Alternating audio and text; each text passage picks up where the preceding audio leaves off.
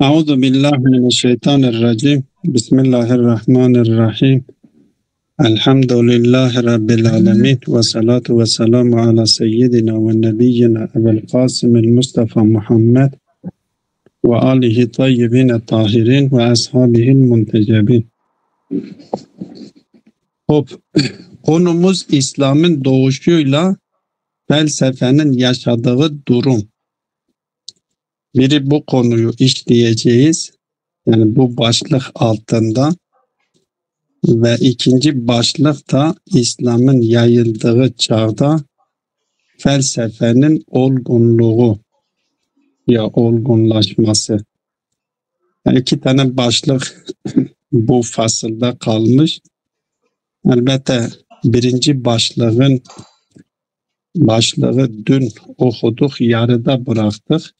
Ki birinci başlık buydu. İslam'ın doğuşuyla felsefenin yaşadığı durum.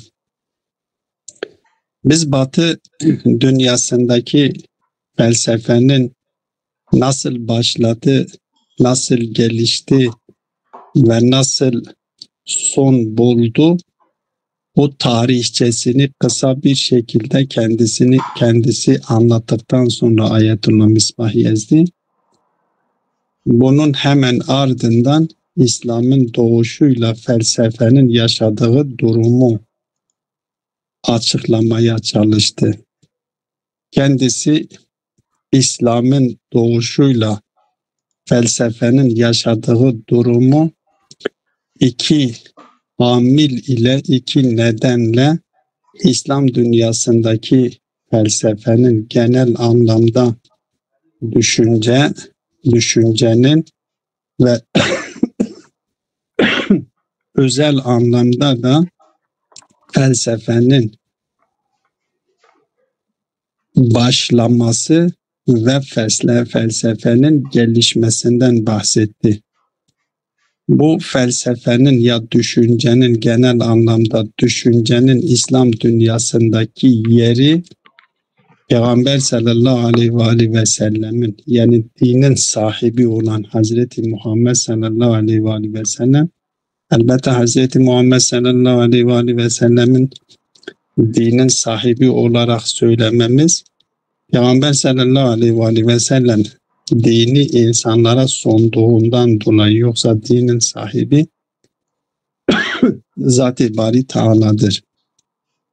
Zat-ı Bari Teala din sahibi olarak göndermiş olduğu vahide Peygamber sallallahu aleyhi ve sellem vasıtasıyla ve peygamberi hakkıyla temsil eden imamlarla teşvik ettiler. İnsanları düşünmeye teşvik ettiler ve düşünmeye önem verdiklerinden dolayı Müslümanlar düşünmeye başladılar. Biri bu amil, ikinci amil de gayrimeşru olarak iktidara gelmiş olan padişahlar da toplumu, bu iktidarı kendi elinde bulunduranlar, halkı kendi etrafında tutmak onlar için ciddi bir ihtiyaç konusu haline gelmişti. Bunun için asıl itibariyle tek bir yol söz konusuydu. Yani bu gayrimeşru olarak iktidarı kendi elinde tutup da halkı kendi etrafında toplama meselesi tek bir yolla söz konusuydu. O yol da alimler vasıtasıylaydı. Yani padişahlar alimler vasıtasıyla toplumu kendi etrafında tutmak mecburiyetinde kaldılar ve alimleri de iki yolla ancak kendi etrafında toplamaları mümkün idi. Bir yol baskıydı, onları tehdit etmekti. Bazılarını tehdit etmekle kendi yanlarında tutmaya çalıştılar alimleri ve bir yolda bazılarını da satın alarak, alimleri yanında tutarak bu alimleri de ilme teşvik etmişlerdir sultanlar, padişahlar ki o dinin asıl sahipleri, dini liyakatiyle temsil eden Ehl-i Beyt imamlarından insanları uzaklaştırabilmek için bazı alimlerini tehdit ederek, yani burada yapılmış olan açıklamaya göre bazı alimleri de satın alarak o alimleri yanlarında tutmuşlar ve o alimler üzerinden de halkı da kendi yanlarında tutabilmişlerdi. Bu alimler üzerinden halkı kendi yanlarında tutabilmeleri için alimleri de ilme, düşünmeye teşvik ediyorlardı. Bu iki sebeple, bu iki yolla, bu iki sebepten dolayı İslam dünyasında düşünme, fikir gelişmeye başladı, felsefe gelişmeye başladı. Bir dinin metinlerinin muhtevasının insanları düşünmeye teşvik etmesidir. Diğeri de siyasidir. Bu şekilde kendisi bunu açıkladı ve bu noktaya geldik ki kendisi diyor ki ve bihadihi sure iktahamet el efkarul felsefiyyetul mutenevvi'atu ve elvanul ulumi vel fuluni el bey'etel İslamiyeti. Bu şekilde çeşitli felsefi düşünceler, çeşitli bilim ve sanat türleri İslam ortamına girmişti. Ve bunun sebepleri de farklıydı elbette. Yani bu şeyi anlatan, bu bu fenleri, bu bilimleri, bu sanatları İslam dünyasına, İslami Müslümanların ortamına atmaya sebep olan engizeler de farklıydı. Onun için işaret ediyor. وَكَانَتِ التَّوَافِعُ اِلَى ذَٰلِكَ alimleri buna sürükleyen sebepler de muhtelif idi. وَقَدْ تَمَّ بِاَيْدِ الْاَسْتِقَاءِ وَالْاَعْدَاءِ Bu bilimlerin İslam dünyasına sokulmasına sebep olan engizeler farklı olduğundan dolayı bazı bilimler dost olanlar tarafından İslam toplumuna sokulmuş ve bazıları da İslam'ın düşmanı olan, Müslümanların düşmanı olan kimseler tarafından İslami ortama sokulmuş ve İslam'ın düşmanı olanlar tarafından İslam toplumları içerisine sokmalarının nedeni onların zihinlerini karıştırmak idi. Onların zihinlerinde şüpheler oluşturmak idi. Geldiler İslam toplumu içerisine farklı sorular, farklı düşünceler ortaya atmışlardı ki İslam toplumu içerisindeki Müslüman toplumların, Müslüman halkın, hatta Müslüman alimlerinin zihinlerini karıştırmak içindi. Yani bu ilimlerin İslam toplumuna sokmalarının nedeni iyi niyet değildi. Elbette bazılarınki iyi niyeti İslam toplumunun ilerlemesi içindi. Bazıları da Müslümanların zihinlerini karıştırmak, zihinlerinde şüpheler oluşturmak için bu bilimleri İslam toplumu içerisinde soktular. Ve in gamesel muslimune fil bahsi ve diraseti vel iktibasi ve nakti. Müslümanlar da bu arada artık bunu araştırmaya, bunları tedris etmeye, gerekenlerini alıp alınması gerekenlerini iktibas ediyorlardı ve nakt edilmesi gerekenleri, eleştirilmesi gerekenleri de eleştiriyorlardı. Cevap verilmesi gerekenleri de zaten cevap veriyorlardı. Bu ortamda لمعت أسماء نيرة في عالم الفلسفة والعلم في البيئة الإسلامية. İslami toplum içerisinde parlak isimler meydana gelmiş oldu. Parlak şahıslar meydana gelmiş oldu. Ve kullum minhum nema bi cuhudihi fer'an min furu'il ilmi vel ma'rifeti ve ahya sakafetel İslamiyete.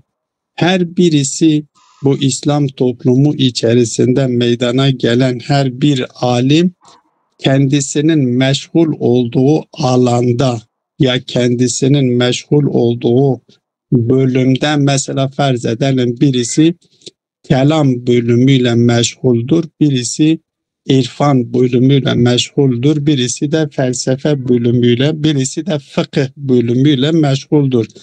Her birisi kendisinin meşgul olduğu alanda kendisi bu bilimleri geliştirdi, kendi çabalarıyla bu bilimleri geliştirdi ve bu şekilde İslam kültürünü ihya ettiler. İslam kültürünü meydana getirdiler. Ve min cümletihim ulemâul kelâmi vel akaidil İslamiyeti. İşte bu alimlerden bir kısmı, bu alimlerin bir kısmı kelam alimleriydi. İnanç, İslami inançları savunan kelam bilimcileriydi. فبمواقفهم المختلفة درسوا مسائل الفلسفة الإلهية ونقدوها وحققوها.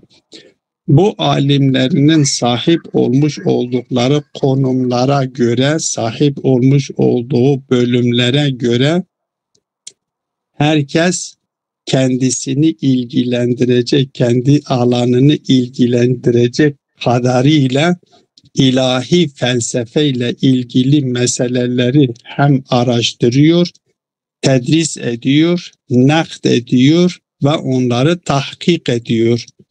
Ve in kana ba'duhum kad teverrete fil ifrati fil nakdi. Her ne kadar bunlar içerisinde bir kısım alimler eleştirme babında, eleştirme noktasında aşırı gitmiş ise de, ama genel anlamda biz baktığımız zaman bunların her birisi kendi alanını ilgilendirecek kadarıyla ilahi felsefeyle ilgili meseleleri tedris etmiş, açıklamış, tahkik etmiş, tahkik etmeye çalışmışlardır. وَلَكِنَّهُ عَلَى أَيِّ حَالٍ فَذَٰلِكَ النَّقْدُ وَطَرْحُ الْأَسْئِلَةِ وَالشُّبُهَاتِ هِيَ الَّتِي دَفَعَتِ الْمُفَكِّرِينَ وَالْفَلَاسَفَةِ الْإِسْلَامِيِّينَ إِلَى بَذْلِ جُهُودٍ أَعْظَمَ فَتَرَعْرَعَتِ الْأَفْكَارُ الْفَلْسَفِيَّةُ وَتَعَمَّقَتِ الْجُهُودُ الْعَقْلِيَّةُ. Her halükarda, yani bazıları aşırı gitseler dahi felsefe, özellikle felsefe bağlamında felsefeyi eleştirme ve nakd etme bağlamında ileri gitmiş olsalar dahi, ama ortaya atılmış olan sorular, şüpheler bağlamında bu Müslüman filozoflar ve Müslüman mütefekkirler kendi çabalarını daha da fazlalaştırmışlar ve felsefi düşüncelerde daha derinleşmeye gitmişler. Bu akli ilimlerde daha da derinleşmiş ve ileri gitmişlerdir. Bu şekilde İslam dünyasında felsefe başlıyor. Yani kısacası İslam dünyasında, Batı dünyasında felsefe uful ederken, çökerken, İslam dünyasında meydana gelmiş olan İslam'ın doğuşuyla İslam aleminde bu tefekkür, düşünce gelişmeye başlıyor. Bu felsefenin İslam dünyasında başlaması ve gelişmesi bağlamında yapılmış olan açıklamadır.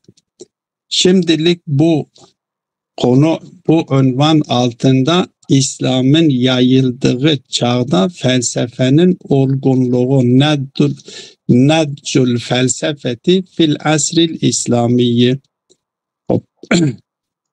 İslam'ın yayıldığı çağda felsefenin olgunlaşması.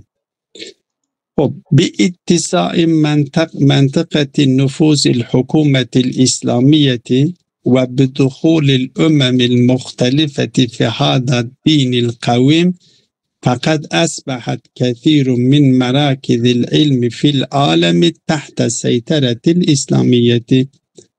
İslam dünyasında gerçi Müslümanlar tarafından gerçekleşen fetihlerle Müslümanlar diğer milletlere ait olan ilmi birikimlerle tanışıyor ve Müslüman düşünürlerle diğer milletlere ait olan alimler arasında hem ilmi diyaloglar gerçekleşiyor ve aralarında bilgi alışverişleri şekilleniyor.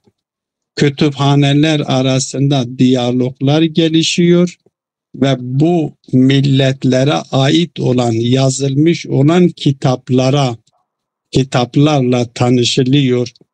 Hintçe yazılmış olan kitaplarla, Farsça yazılmış olan kitaplar, Latince, Süryanice,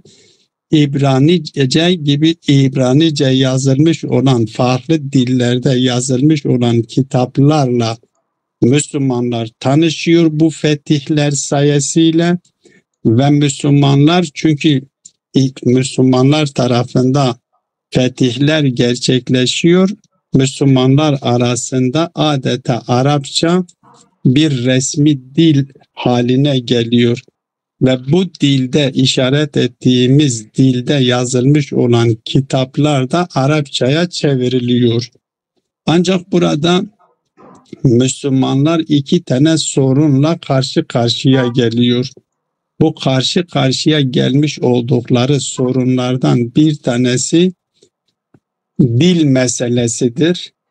Çünkü bilahare diğer dillerde yazılmış olan felsefi kitaplar, irfani kitaplar, hatta kelami kitaplar, kendi dinleri bağlamında yazılmış olan kelami kitaplar, orada kullanılmış olan istilahlar, terimler, o terimleri karşılayacak Arapçada kelimeler söz konusu değildir. Kelime öğretilmesi gerekiyor, terim öğretilmesi gerekiyor. Dolayısıyla dil bağlamında bir sorun yaşanıyor. İkinci bir sorun da, çünkü Müslümanlar sadece Doğu milletleriyle tanışmıyor. Batı milletleriyle de, Batı'da da gelişmiş olan felsefeyle tanışıyor. Ama bu iki milletin düşünce bağlamında temel farklılıklar söz konusudur. Batı'da şekillenmiş olan felsefe ile Doğu'da şekillenmiş olan felsefe ve düşüncelerde temel farklılıklar söz konusudur. Bu farklılıklar da işi zorlatıyor ister istemez. Müslümanlar bu iki tane sorunla karşılaşıyor ve tercüme yapılırken bu sorunlarla karşılaştıkları için işleri bayağı zor idi. Ama Farabi ve İbn Sina'nın meydana gelmesiyle, çıkmasıyla Farabi ve İbn Sina gereken çabaları harcayarak, gereken çabaları vererek bu iki sorunu da çözerek ve İslam dünyasındaki felsefeyi zirveye taşıyorlar. Elbette Farabi gibi, Kindi gibi, Farabi gibi, İbn Sina gibi ve diğer taraftan da Gazaliler gibi, Bağdadiler gibi bunlar da çıkıyorlar. Ebul Berekat gibileri de çıkıp felsefeyi eleştiriyorlar ve diğer taraftan da Suhrevi çıkıyor ortaya, yeni bir felsefi ekol ortaya koyuyor.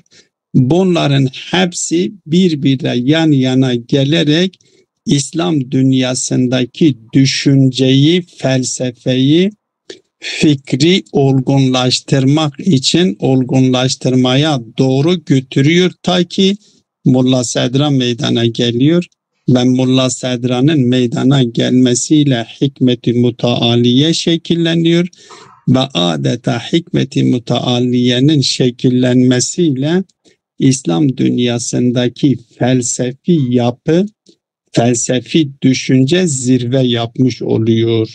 Bu şekilde bunu burada konuyu bitiriyor.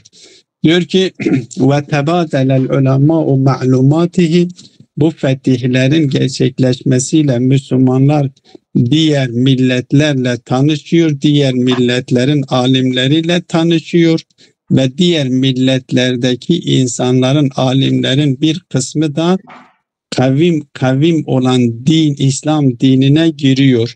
Ve bunlar arasında tebadelel ulemâ'u ma'lumatihim ve temme tebadülül kutubu beynel mektebati. Kütüphaneler arasında da kitap alışverişinde bulunuluyor.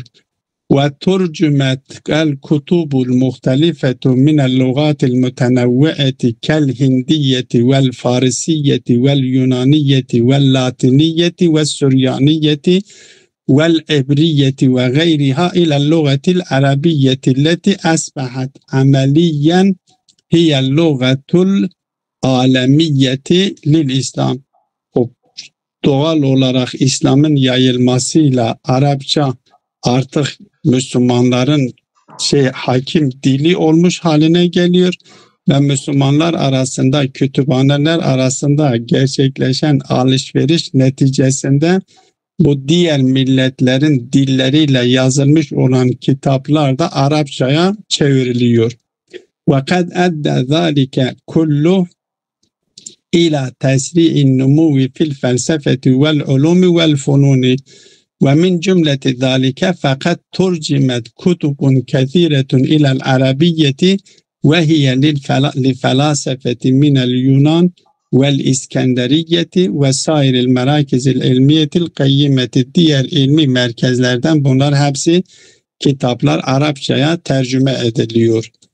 Ve fil bidayeti, burada o iki tane soruna işaret ediyor diyor. Ve fil bidayeti kana iftikadul lugatil müştereketi vel istilahatil muttefiki aleyha beynel mütercimine vel ihtilaf والاختلاف في الأسس الفلسفية بين الشرق والغرب قد جعل تعليم الفلسفة أمرا عسيرا. Bu iki sebep, yani Müslümanlar arasında ya mütercimler arasında, tercüme edenler arasında ortak istilahların olmamayışı, müşterek ve ortak bir dilin oluşmaması ve diğer taraftan felsefe, Batı felsefesiyle Doğu felsefesi arasında temel ihtilaflar Müslümanların bu felsefeyi öğretme ve tercüme etme işini zorlatmıştı. Ve ameliyetul bahthi vel ihtiyari emren eşedde usran. Doğal olarak bunları bahsetmek, bunları açıklamak daha da işi zorlaştırmıştı. وَلَكِنَّهُ لَمْ يَمْدِ وَقْتٌ طَوِيلٌ حَتَّى ظَهَرَ النَّوَابِغُ مِنْ قَبِيلِ أَبِي النَّصْرِ الْفَارَابِي وَإِبْنِ سِينَا وَبَذَلُوا جَهْدًا جَبَّارًا. Ama uzun sürmedi bu dönem.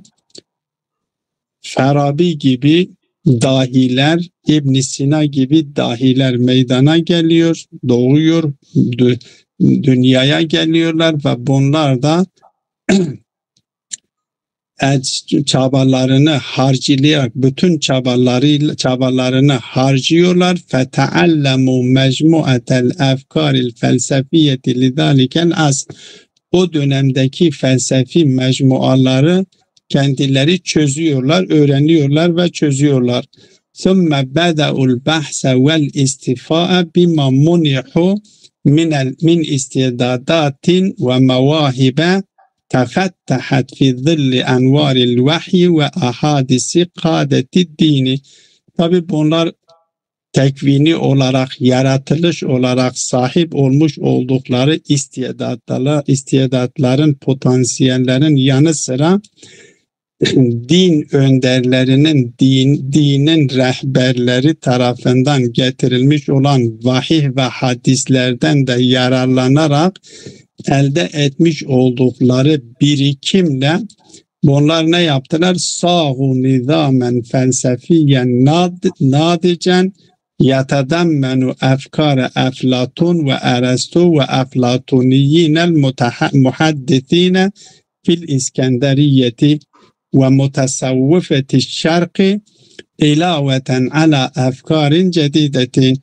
Bunlar geldiler bu birikimlerinden, o özel sahip olmuş olduğu yeteneklerden, istidattan yararlanarak, vahiden de yararlanarak, vahiden almış olduğu ilhamlarla getirdiler bu felsefeleri bir düzene soktular, olgunlaştırdılar ve Eflatun'un fikirlerini, Aristo'nun, yeni Eflatuncuların ki bunların düşüncelerini aldılar, doğudaki mutasavvıf olanların düşüncelerini de ekleyerek ve kendilerine ait olan fikirleri de katarak yeni fikirler oluşturdular.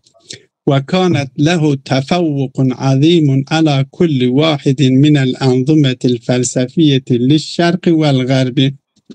Ve bu doğu ve batı felsefi sistemlerine kendileri bir katkıda bulunarak bunları büyük bir şekilde ilerlettiler.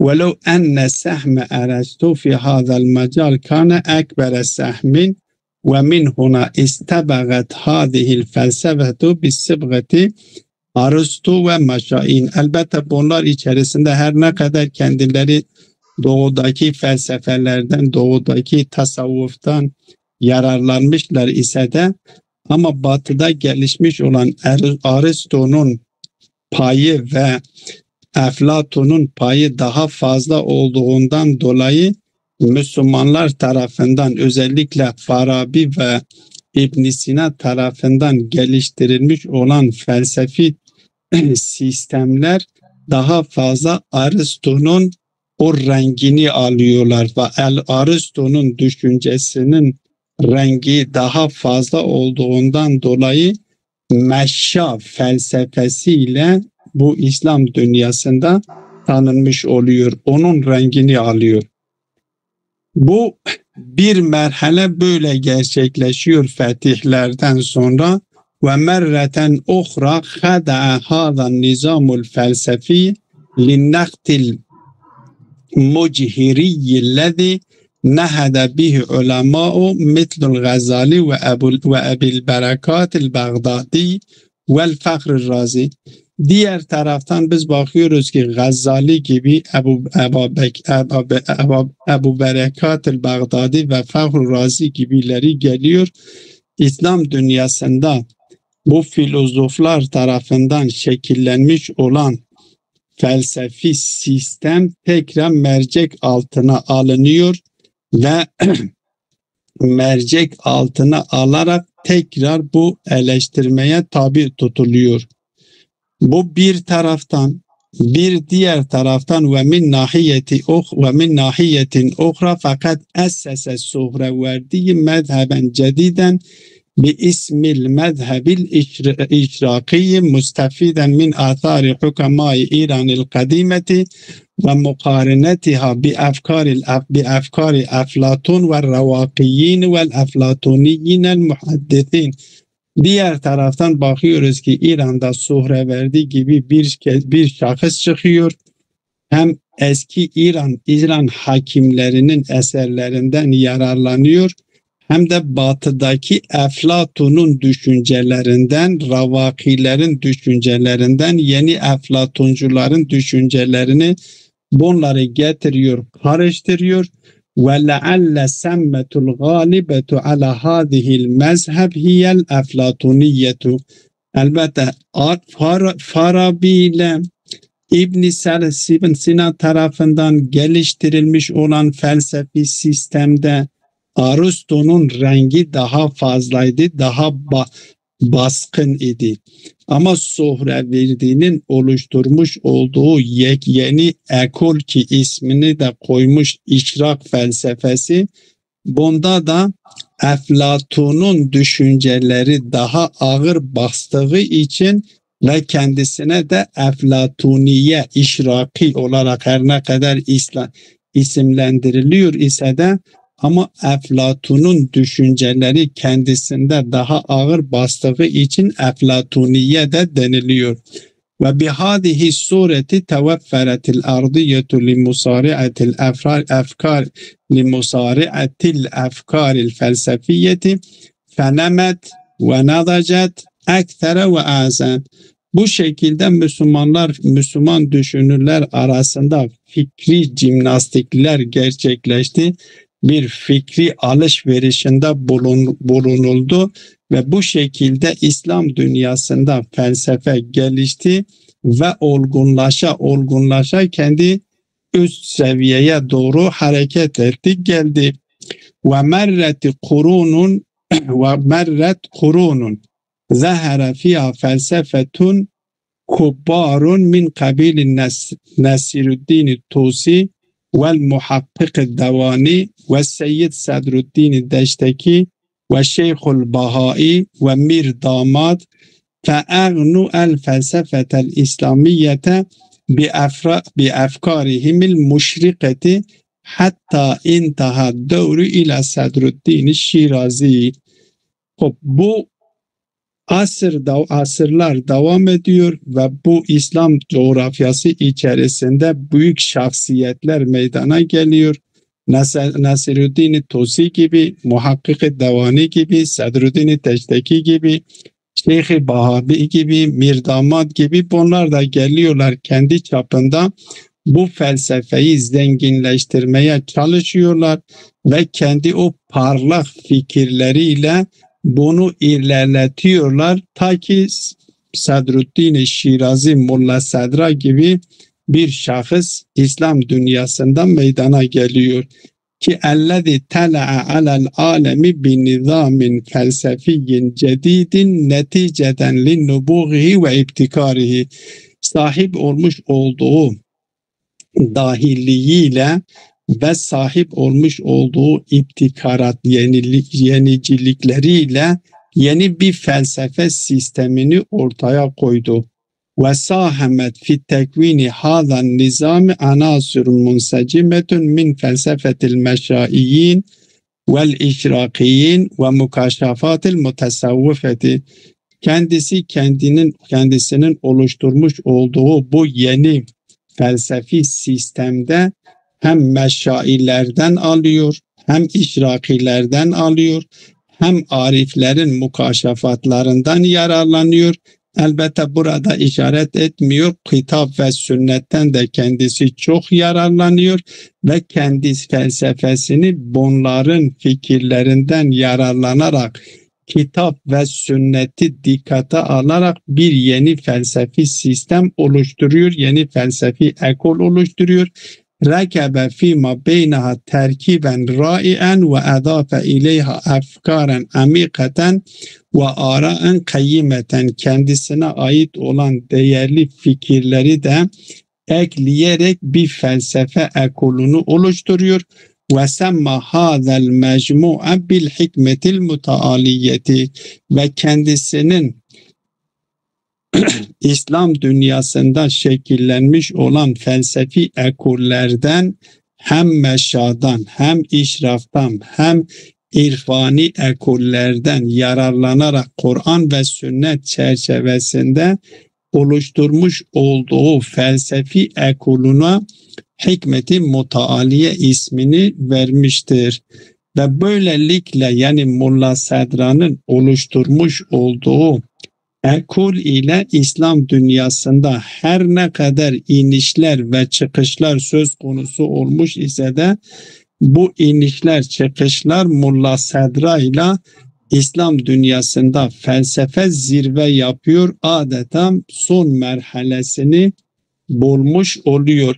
Ve şimdi de İslam dünyasında Müslüman filozofların en çok üzerinde, özellikle İran'daki alimler, ki daha önceden de işaret edilmişti, her ne kadar havzalarda bu biraz rengi gitmişti, kenara itilmişti ise de Allame Tabatabai ile İmam Hümeyni ile bu felsefe tekrar havzalara ithal ediliyor, felsefeler havzalara sokuluyor ve şimdi yeni Mulla Sadracılar şeklinde düşünce bu şekilde gelişiyor ve devam etmeye çalışıyor. Yani adeta şimdiye kadar İslam dünyasında Mulla Sadra'nın şekillendirmiş olduğu felsefi ekol son ekoldur. Artık bundan sonra birisi çıkıp yeni bir ekol ortaya koyabilecek mi, koyamaz mı bilmiyoruz. Ama şimdi bu şartlarda değerlendirdiğimiz zaman özellikle İran'da felsefe zirve yapmış durumdadır. O da Mulla Sadra'nın felsefesidir ki Hikmet-i Mutaaliye ile biliniyor.